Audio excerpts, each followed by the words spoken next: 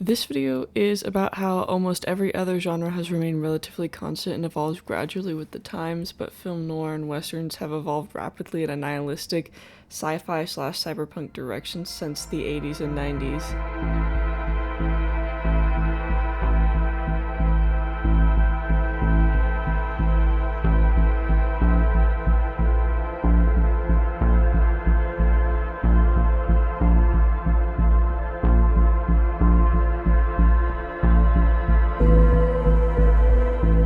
We don't really make film noir or westerns anymore like we used to, probably because of a general change in progress that makes the settings far more unrelatable or less topical.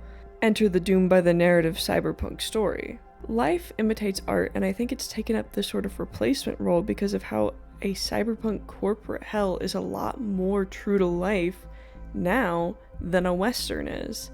I mean, just look at Phoenix slash Arizona slash cowboy country now versus the 1960s. Cowboy country is not what it used to be. Cyberpunk cowboy noir nihilism stories essentially fill that cultural niche left behind by westerns and film noir.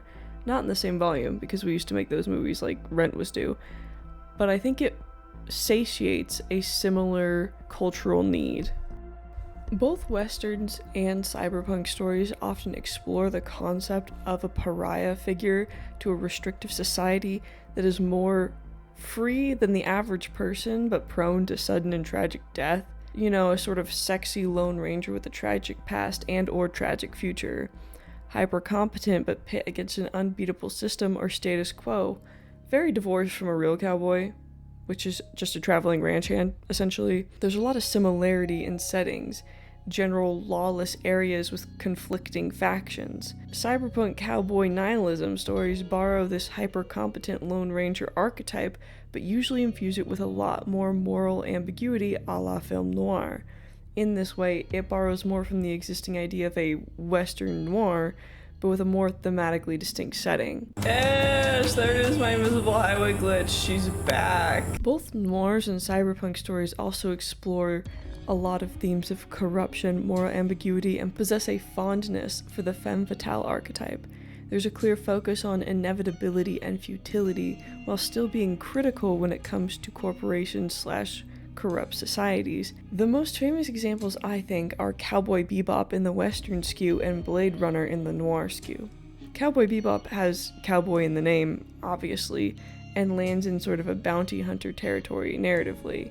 It has noir elements, but has more prominent Western influence and even the occasional direct homage.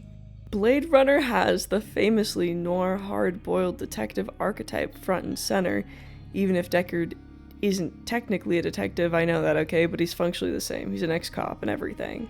A lot of these stories feature mercenary types in a fashion comparable to the cowboy archetype we discussed previously. A semi-free agent in a sort of hyper-capitalistic society takes on the form of a gun for hire or a bounty hunter, sort of like a cowboy with a little bit of an extra focus on money. Neither of these two stories have an uplifting ending, both leaving their stories slightly ambiguous. Although I would argue that if Spike survives the ending, it and the show would thematically make less sense, so he's dead to me. Other stories in this vein, like Cyberpunk Edgerunners, are more unambiguously tragic in their endings. A prime example of what I'm getting at here in terms of tone, setting, ending, and themes would be the Red Strings Club from video game from 2019. A very, very good game aside from that Bitcoin reference. Bitcoin? Oh my god. Sam heck is a Bitcoin. Oh god. Not Bitcoin coming up in my video games again.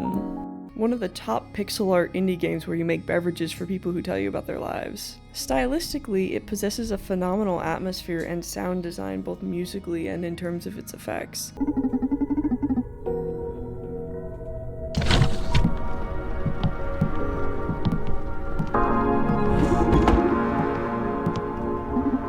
The game takes a lot of obvious cues from film noir in its primary setting in the Red Strings Club. Moody yet relaxed atmosphere, jazzy, synthy soundtrack, and the general presence of cocktails and cigarettes. But the tragedy, the futility, the grim realism combined with a sense of humor and an inner calm the characters possess are all very noir also. Technological overreach, rebellion, a futile battle against an all-powerful machine. This game's got it all. A droid cop? Oh no, he got beat up by a cis person. And this is a minorly unrelated tangent, I guess, but I wanted to bring up here that the android Akara will sometimes ask Donovan, the bartender, philosophical and or tough ethical questions, and the player has to select the answer themselves. And I think this functions not only as a nice exploration of a lot of the story's themes, and cyberpunk themes at that, but as an excellent example of the strengths of video games as a medium. But if I was in this situation, and I could tell whatever being was gonna be in charge of it, hey, here's what you should do, I would tell it, don't regulate anything. You just can't. It's just a slippery slope.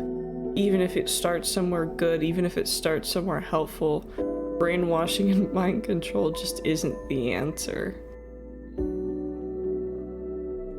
That's truly what I think on the matter, but then when you're presented with the statement, and shout out to the medium of video games, when you're presented with a statement and you yourself have to select the option yes or no, it's so hard. I don't want to hit yes. Even though, as I just went through, if you follow my logic to its conclusion, that is where I land. I don't think the all-powerful AI should be able to control anything.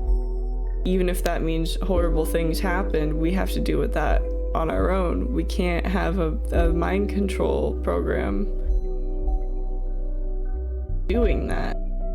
Even though my logic that I just presented leads me to yes, the fact that I have to do the actual action of selecting it, I don't want to do it.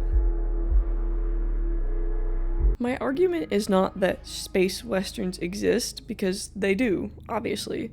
What I'm suggesting here is essentially that the cyberpunk mercenary story is our functional modern-day replacement for the cowboy western noir story, because it addresses more contemporary problems, especially economic disparity and so on.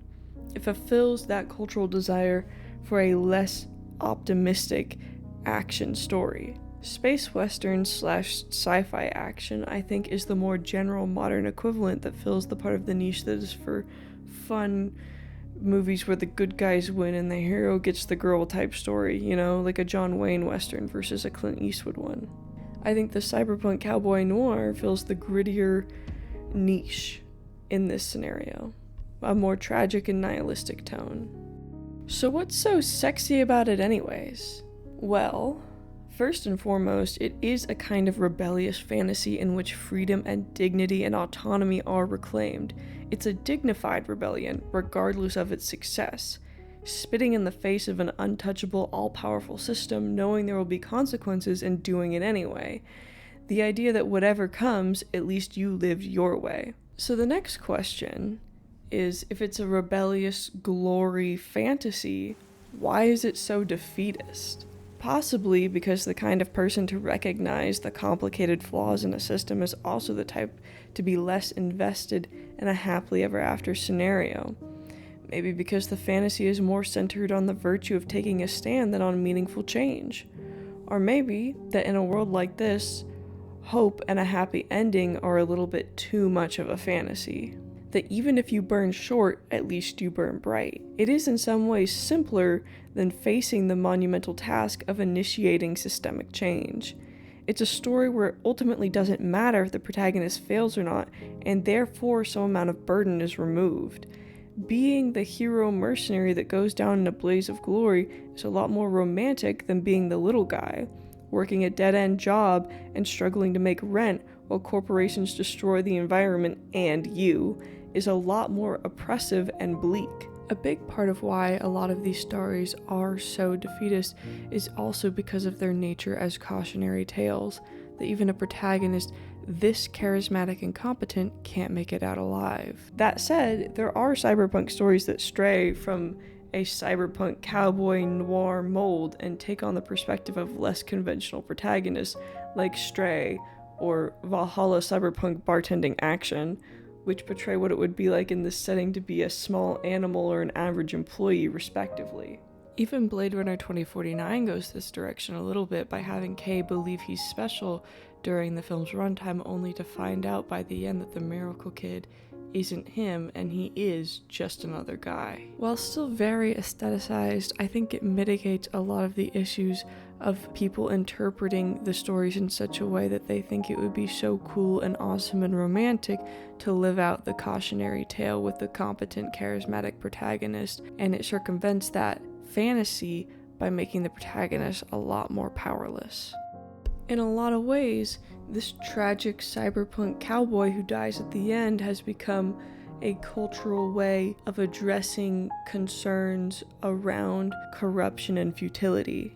Over and over and over again, these stories paint a very bleak picture, one where change is impossible and that we should all just give up, maybe.